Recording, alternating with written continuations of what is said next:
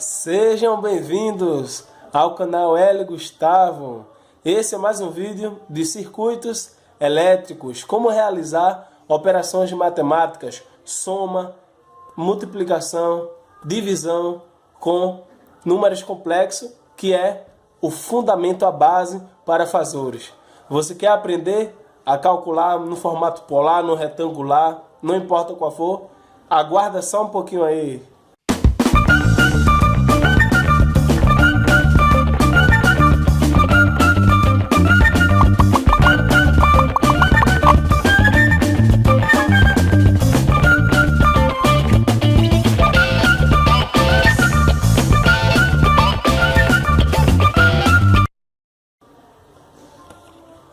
Bem, mais uma aula sobre circuitos elétricos e hoje nós vamos de fato estar, entre aspas, finalizando a teoria dos números complexos, que é a base para o estudo de fazores, que nós temos a grande necessidade de saber dominar este assunto para manipular circuitos com corrente alternada.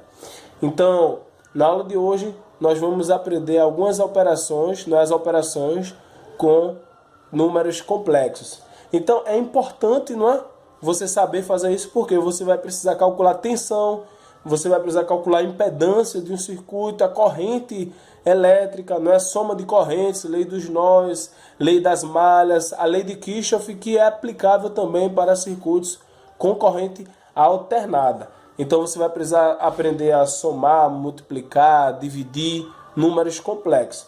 E existe um requisito essencial para isso.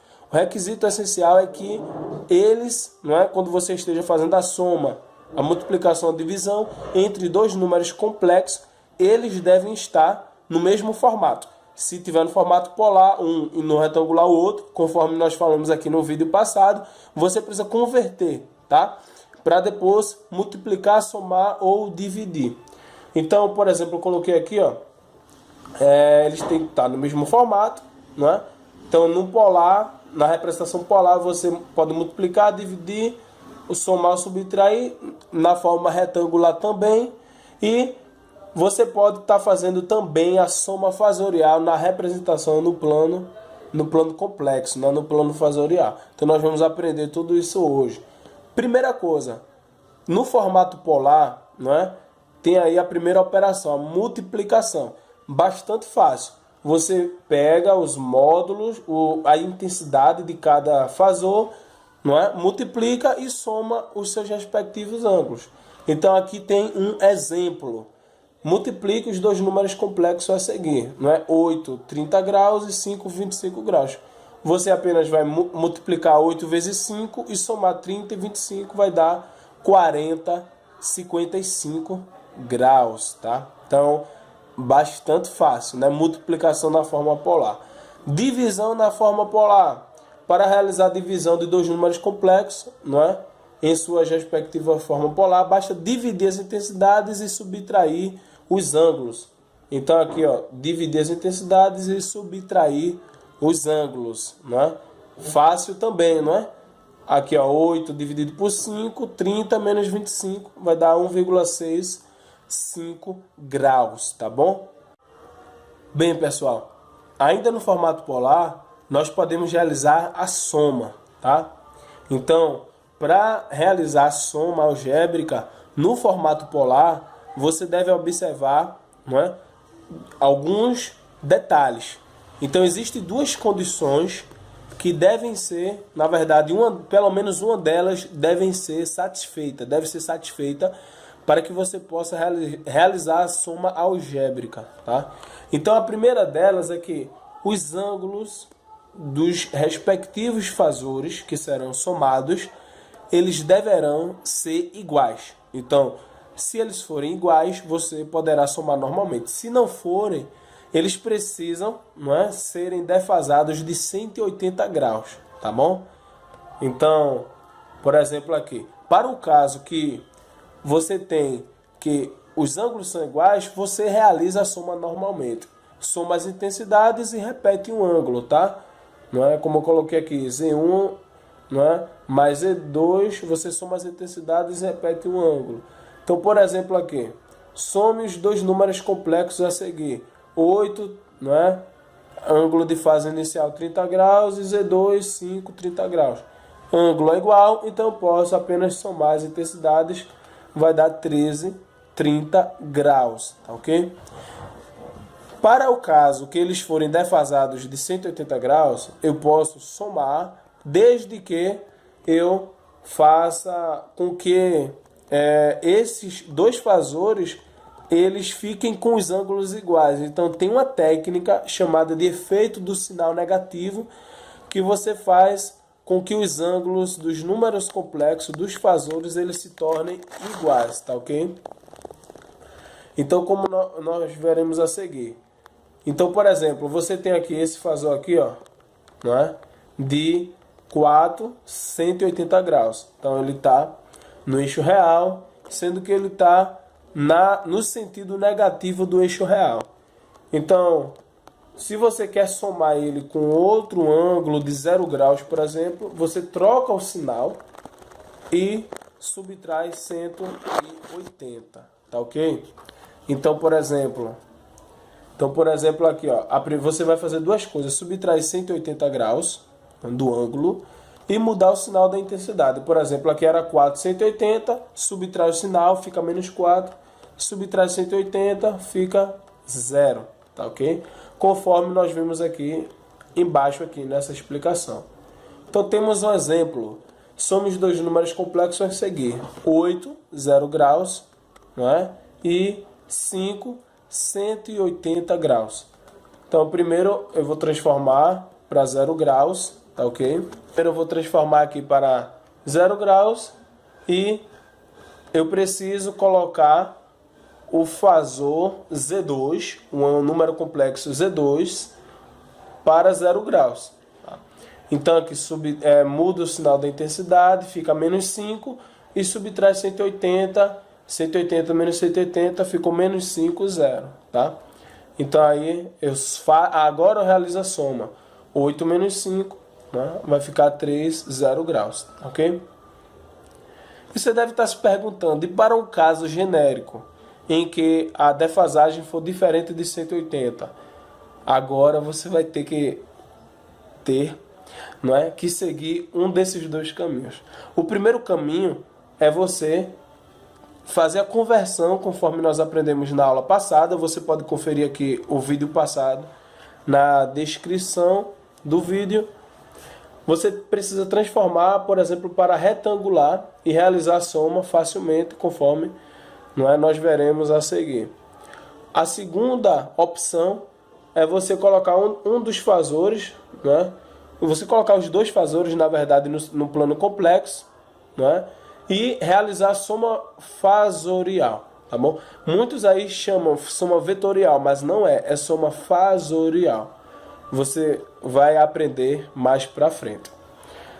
Para os números complexos, no formato retangular, você vai simplesmente somar parte real com parte real, parte imaginária com parte imaginária. Então, é bem tranquilo. Aqui tem um exemplo. Tá? Realize a soma dos fasores abaixo e mostre a resposta na sua forma retangular. Então, você tem Z1, 8 mais 4J, e Z2, 6 mais J3. Não é? Então, você soma parte real com parte real, conforme está aqui. E parte imaginária com parte imaginária, 8 mais 6, 4 mais 3, você vai ter 14 mais J7. Tá? Então, bem fácil, não é? Multiplicação no formato retangular. Então, para realizar esta operação, basta aplicar a mesma propriedade distributiva que é aplicada na matemática básica. Então, você tem aqui Z1, A mais JB, Z2, C mais JD. Então, você vai multiplicar, os termos entre si. AC, A vezes C, AC, A vezes JD, AJD, e aqui o mesmo para o caso do JB, você vai ter essa expressão. Vamos fazer um exemplo? Para realizar a multiplicação dos fasores abaixo, mostre a resposta na sua forma retangular. Então você tem o fasor 8 mais 4, J4 e 6 mais J3. Você faz a multiplicação, 8 vezes 6, né, aqui, 8J3, 6 vezes 4J e J3, J4. Então, você realizando a multiplicação, eu só queria colocar uma observação. À medida que você for realizando, você vai se deparar com J², e não esqueça que J² é menos 1. Então, você fazendo aqui, ó, 12 vezes J² é 12 menos 1, vai dar menos 12, tá ok? Então, a resposta será 36 mais 48J. Formato retangular ainda, agora divisão. É um pouco mais trabalhoso, mas é fácil também. Então você precisa dividir as intensidades, não é? Denominador e, na verdade, você precisa fazer a divisão e multiplicar o denominador e o numerador pelo conjugado do denominador. Então aqui, ó, por exemplo, Z1 sobre Z2, eu tenho A mais JB e C mais JD. Então, o objetivo é retirar esse J de baixo, tá? Então, você retirando esse J de baixo, a unidade imaginária J, eu preciso multiplicar o denominador pelo seu conjugado. E consequentemente, preciso também multiplicar o numerador, tá? Lembrando que o conjugado basta colocar, mudar o sinal da parte imaginária, tá? Então tem um exemplo aqui, não é? Realiza a divisão dos fazores abaixo e mostre na sua forma retangular. Então aqui, ó, eu tenho Z1 sobre Z2, né? Então um lembrete é que quando eu tenho a multiplicação da diferença é igual, não é, a subtração, né, a diferença dos quadrados. Então essa regrinha vai me auxiliar a eliminar a unidade imaginária do denominador. Então, fazendo isso, né, eu vou aqui no numerador a multiplicação, conforme nós vimos agora no exemplo passado. E para essa parte de baixo aqui, ó, quem é o primeiro termo? 6, 6². Quem é o segundo termo? 3J. Vai ficar J3². Então, fazendo a regrinha aqui, eu vou ter 48 mais 12. Lembrando aqui, ó, que menos 24J mais 24J, por acaso, eles se anularam. Então, esse número complexo vai ser um número puramente real, tá bom? Então, você vai ter aqui que o resultado vai ser 1,5 ou 1,5 mais 0J. Lembrando que poderia dar um J, a unidade imaginária poderia, não é, ser maior do que 0. Mas nesse caso, tá? Não foi de propósito, mas nesse caso nós tivemos como resultado um número complexo puramente real. E a soma fasorial para nós finalizarmos? Então, em algumas situações é mais prático você fazer a soma fasorial. Então, imagina que você tenha dois fasores, tá? 4,180 e 4,270. Então, pela regra do paralelogramo, você vai fazer, tá? Vai traçar, na verdade, duas retas paralelas. Paralelamente a esse fasor aqui, eu vou traçar essa linha, e paralelamente a esse fasor aqui, eu vou traçar essa linha aqui. Então, basta unir os dois pontos, e aí eu vou ter o fasor resultante. No nosso caso aqui, eu coloquei valores para simplificar o cálculo. Vai ser 4 raios de 2, não é? 225. Agora, imagina que eu tivesse outros dois fasores aqui. Uma situação mais complicada. Regra do paralelogramo. E agora, qual a intensidade? Não é? Porque aqui formou um triângulo retângulo. E aí você consegue calcular pelo teorema de Pitágoras, não é? Facilmente. Mas e aqui? Aqui fica mais complicado. Então, para facilitar, nesse caso, nós vamos fazer o seguinte. Então, imagina que quando eu não tenho dois fasores, não é? Quando os fasores não estiverem em nenhum dos eixos real e imaginário, eu preciso realizar a decomposição dos fasores nos eixos. Então, como é que eu realizo essa decomposição? Então, eu tenho dois fasores aqui, 4,30 e 3,60. Então aqui, ó, para realizar essa decomposição, então aqui eu tenho os mesmos dois fasores, vou fazer a decomposição do fasor amarelo, né? Então, eu faço uma projeção na horizontal e outra na vertical. É como se fosse uma sombra.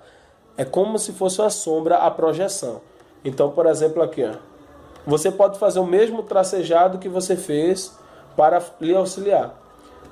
A projeção horizontal vale a intensidade, que na verdade é 4, vezes cosseno do ângulo, que no caso 30. E a projeção vertical é a intensidade vezes o seno do ângulo. A mesma coisa eu faço para o fasor vermelho, tá? 3 cosseno de 60 e 3 seno de 60. Na projeção horizontal, eu posso somar normalmente. Então, essa soma aqui, depois que você multiplicar vezes o cosseno, vai dar 4,9. E a projeção vertical, né? 3 seno de 60 e 4 de seno de 60 vai dar 4,5. Então, você tem o resultado. E aí você faz a regra do paralelogramo para as projeções resultantes e você vai ter esse fasor. E agora, para calcular a intensidade e o ângulo dele, eu coloco ele simplesmente em um triângulo retângulo formado pelas projeções e pelo fasor resultante. Então, pelo Teorema de Pitágoras, não é, eu calculei, você já sabe calcular, Teorema de Pitágoras, eu tenho que o valor é 6,65.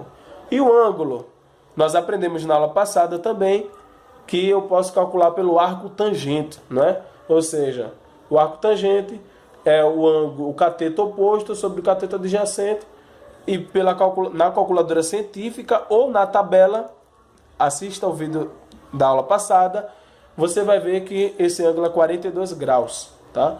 Então aqui você tem a soma realizada. Eu coloquei uma tabela para ali auxiliar em caso de consultas futuras que você queira fazer, tá? Não esquecendo que toda essa aula aqui estará em PDF, tá? Aula quentinha em PDF para você fazer download, não é? Para você estudar. De repente, se você ensina para você dar aula também, você pode pegar para dar aula, mas está aqui tudo na descrição do vídeo. Então, se você gostou do conteúdo, eu peço para que você curta. Se tem sugestão para melhorar o nosso vídeo, o nosso canal, comente e eu aguardo você até o próximo vídeo. E lembrando que nós estamos fazendo vídeo aqui numa frequência, não é, regular, não é, sobre eletrônica, internet das coisas, Arduino. Se você quiser, tá, ter todos esses vídeos no seu aplicativo YouTube, é mais fácil você se inscrever no canal e a hora que quiser consultar qualquer conteúdo você ter acesso. Então aguardo você até o próximo vídeo. Nós estaremos falando sobre conceito e cálculos com impedância, tá? Valeu, até o próximo vídeo.